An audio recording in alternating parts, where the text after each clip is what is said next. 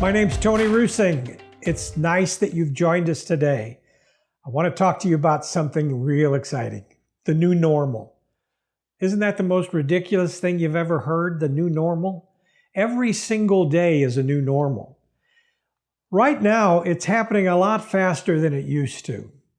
And what we are charged with is trying to make all of those adjustments and make them as fast as we can in the workplace and all of our other relationships as well. So we have to decide to be delighted or feel good about this new normal. And yet, tomorrow, the new normal will change again. So how do we manage that? Let's talk about how we improve our perception.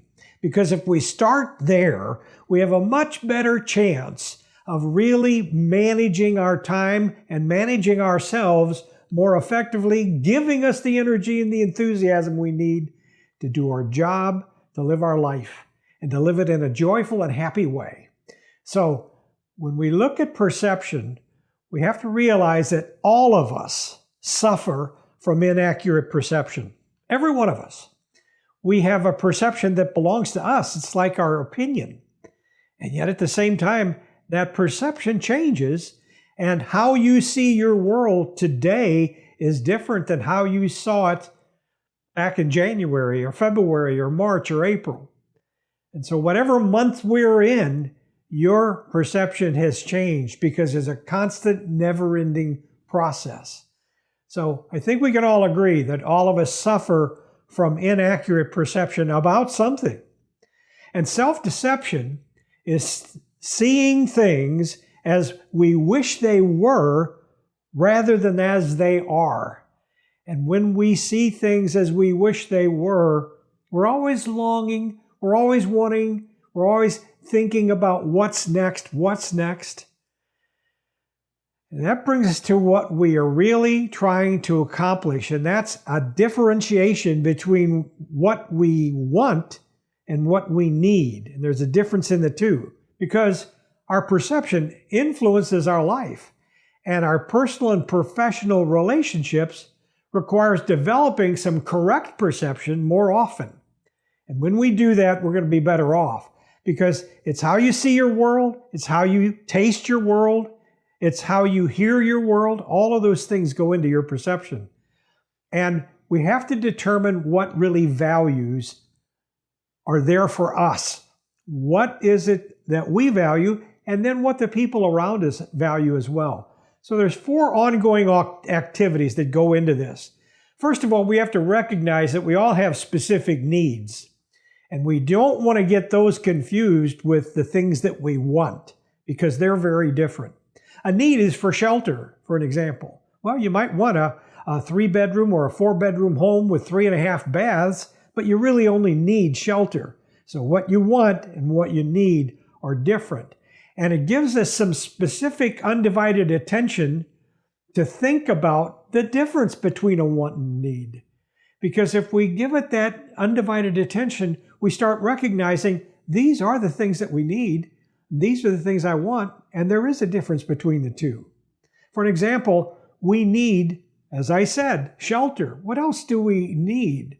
Well, we need to feel safe and secure. And how do we feel safe and secure? By recognizing that fear can rob us of feeling a need for safety. And fear is a good human emotion. But we have to be careful, because sometimes false evidence appearing real, which is an acronym for fear, tells us that we're being afraid of something we should not fear. So we develop our self-confidence, and in our self-confidence, we can become more effective at managing our perception, so we do a better job of dealing with our need for safety.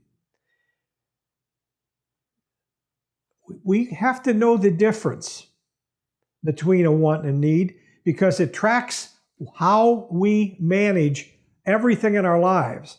And if we look at our age bracket, for an example, things change between the things we want and need. For an example, teenagers want freedom. So they think they get it with a car. So they want a car so they can have the freedom. Well, what we really need, what they need, and what we all need is discipline. And we have to discipline ourselves to know the difference between a want and a need. And you treat yourself with dignity and respect by being really focused on being able to understand how your perceptions need to be in alignment with reality. So let's look at our attitude. They're mental habits. They're positive or negative. Your attitude toward yourself has a direct reflection on how you feel about other people. So all those things go into how you manage your attitude, which helps you with your perception. And attitudes come in a variety, but we know this. You don't want to play the plum game, the poor little unfortunate me game that some of us play all the time. How are you? Well, I'm okay. I'll probably be all right in a week or two. And we start feeling sorry for ourselves. So I must learn to manage my attitude so my attitude doesn't manage me. That's really the whole idea behind staying positive. So you act yourself into right thinking, because you can't think yourself into right acting. You can't say, I think I'm going to get excited next week. That's ridiculous. If you're going to be excited, you have to become what you think about, and you have to act yourself into right thinking, because it'll take forever to think yourself into right acting. So behavior is always an observable reality, and behavior is the sum of that choice that you make. It's the sum of your attitudes. It's the sum of how you're managing your perception. And your behavior, just like your attitude, can be positive or negative, because it has positive or negative consequences. And that's really how that's slightly different than your attitude, because you've actually behaved in a certain way and you get an outcome. And you want the outcomes to be more positive than you do want negative. Attitudes and behaviors impact your communication with other people. So when you put an effort into the quality of your communication every day for a month, by the end of the month, you will have had 30 opportunities to create a new reality, a new normal for you as it pertains to your communication. So think about that just a little bit. Every morning you wake up and you decide what kind of day you're going to have. And when you make that decision, you take that and move it forward. So if you attempt to handle today's challenges with yesterday's solutions, well, that could lead to some chaos. And that's why we always have to be willing to understand and be clear on the fact that our lives move forward. Communication doesn't just happen. Communication matters. And when you take the time to decide to do something different with your communication, that 30 days will give you those 30 days of commitment. They're going to help you make a difference in how you communicate with others. And if you attempt to handle today's challenges with yesterday's solutions, that's going to lead to chaos for you. So guess what? You're always trying to get to the new normal, but the new normal is going to change, and you need to change with it. And I'm not the only person that said this. Let me give you another example of somebody a lot smarter than me who made a very similar statement about problems and the world and how things change, and you can't use yesterday's solutions. This is what he said. The world we've made as a result of the thinking we've done thus far creates problems that we cannot solve at the same level at which we created them. That's a quote from Albert Einstein. He said that, and this was a gentleman who really knew what he was talking about.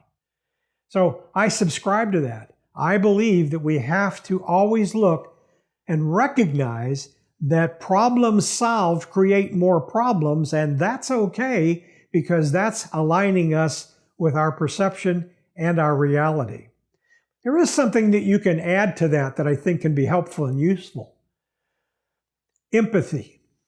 We can practice empathy. And I say practice because I think everything in life is a practice. We practice how to communicate, we practice how to lead, we practice how to parent, and we have to practice empathy. We know how to sympathize. We know that sometimes when we sympathize with someone, we stand next to them. We may not say anything, but we stand next to them. in their pain, their sorrow, their frustration. And sometimes the silence between us is all that needs to be there for sympathy. But with empathy, there's a little bit of difference. Empathy is having the right attitude toward the other person and the people around you. And empathy and having the right attitude means that sometimes you have to have an attitude of caring when you really don't want to care, but that's the appropriate attitude to have. You're busy, you're working away, and somebody comes and says, "Can I talk to you a minute?" And your brain goes, "Oh, gee whiz." And the truth is, maybe that person's put in front of you because they need you in that moment, and you need to help them in that moment. You don't even know it. But empathy is caring. And the process of grasping or understanding another person's point of view is how empathy really gets started in you. And empathy is having the right attitude toward others. I can't repeat that enough. If you put that in play, then caring comes about. Then seeing another person's point of view comes about. That makes it much, much easier. The process of grasping or understanding another person's point of view. There, I've said it all twice. And that's important because with spaced repetition, we remember lessons we're supposed to learn. So give everyone the kind of treatment you would if you were being your best self. And when everyone is valued, your confidence quotient goes up exponentially. And your self-confidence goes a long way toward having the confidence that is necessary to deal with a new normal that's always becoming a new normal. That's why it's so important for us to always be lifelong learners, because we're going to learn something every day if we're looking to learn. And if we're willing to learn, if we're willing to set aside some things and take on new things. It's interesting, but I read an article at one point, and this is something you might want to look up. Look up what it takes to be someone who knows how to unlearn. There's a lot out there on the web that can teach you how to unlearn something. Because we learn something early on in our lives, and we use that something, and continue to use it. Abraham Maslow said, we start out not knowing that we do not know something. And then we get to a place where we know we don't know how to do something. Then we get to a place where we're trying to practice and develop the ability to have that as a skill, or we're learning how to get better at something. And then we become unconsciously able to do whatever that is. He called it an unconscious incompetent, a conscious competent, a conscious competent, and an unconscious competent. Let me repeat that one. An unconscious incompetent, a conscious incompetent, a conscious competent, and an unconscious incompetent. An example of that would be the little person in your life who can't tie their shoes. So you as a mommy or a daddy say, "Honey, come over here, let me tie your shoe," and you tie the shoe. Well, one day they look down because they don't know that their shoes are untied. But one day they look down and they recognize that their shoes are untied. So they went from not knowing something to knowing something. And now they try to tie their shoe. Well, when they tie their shoe and they come to show you what they've done, they're all excited. They've got a little bow. It's on the top of their shoe and it's real loose. And you know, and I know that it's going to fall out, but they don't. And guess what? They're so excited about tying their shoe. Are you going to say to that little person, that bow is going to fall out? Or are you going to affirm them and appreciate them for their effort? Wow, look, you tied your shoe. And they get all excited about it. Which one of those do you suppose would push them further on to being able to do it automatically? I think encouragement goes a lot further because you've empathized with the fact that they didn't know how to do it, and you've turned that into a positive moment for both you and them. So this is a relationship driver, and you use it with adults just like you do with children. recognition, something all of us need and want. We get past ourselves to be able to give recognition to others. And then choose friendly over fear. I mentioned that fear is false evidence appearing real. So be friendly with yourself and know that safety, yes, is a need in our lives, but it can be destroyed when we are fearful. Confidence is more than an appearance. Please let that sink in. You have to be confident, and you have to choose to develop your confidence. And when you put a value on it, what it's able to do is help you grow and stretch to reach all the potential that you have. So empathy has an impact on you, and it has an impact on others. It's a natural law. The other thing we know about it is it's also imperative that you become a really good listener. And the more effective you are at listening, the easier it is to be empathetic. And you want to question yourself as you listen and try to determine what you're hearing.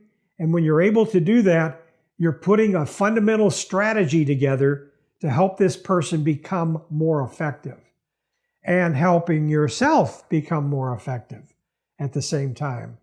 If you help enough people get what they want, you will get what you want. That's how it works. I'll give you some fundamental strategies here. There's about 16 of them, but I'm not going to go through all of these. What I'm going to do is going to pick out one or two or three maybe and just touch a base with you. First of all, honesty. Honest with yourself so you can be honest with other people. Promise keeping. If you make a promise, keep your promise. That's enormously important. We've already talked about attitudes. You have to be patient. And patience with yourself is a bigger challenge than being patient with others, because we start feeling something inside and then our body language changes, our facial expression changes, the way we say things to each other changes. So that becomes an important one. So that's three with that additional four. I said honesty is one, promise keeping is another. The third one I said was attitudes, which we've talked about a little bit. We've just touched on patience. And here's another one. Enthusiasm. Enthusiasm comes from the Greek word entheos or ethos. And that means spirit within. Your enthusiasm comes from the spirit you have within you. And when you put all of that together, you begin to see things in a different way, and your perception shifts gradually, and you notice that after a period of time, you've changed, and you've changed for the better. Why? Because you've decided to do things for yourself that benefit not just you, but others. And that's the real keeper. And you make that promise to yourself, you keep that promise for yourself, and your enthusiasm will soar because your attitude will become more and more positive. One more thing, be patient with yourself. You're worth it. Thanks for listening. We'll talk to you again.